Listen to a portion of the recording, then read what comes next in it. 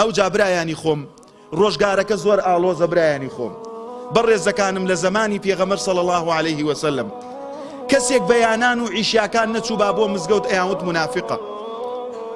ئێستاکە مزگەوت عیشا و بەیانان چۆڵە، وەڵڵاهی براکانم چۆڵە.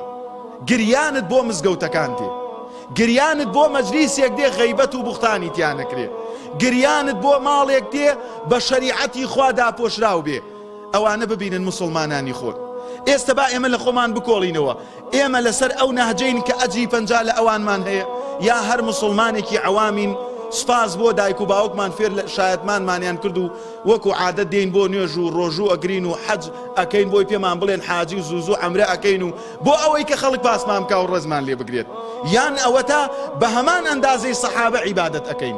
بۆچی پێغەمبەر صلی الله عليه وسلم ئەفەرمێ بەل منکم ئەجری 50 سەحابە، لەبەر ئەوەی ئێستاکە ئێوەی مسلمانی فەقیر و هەژار، لەبەر ئەوەی شارەزانیتان لە ئیسلامەکە سەیدە مامۆستایەکی ئاینیەکەن.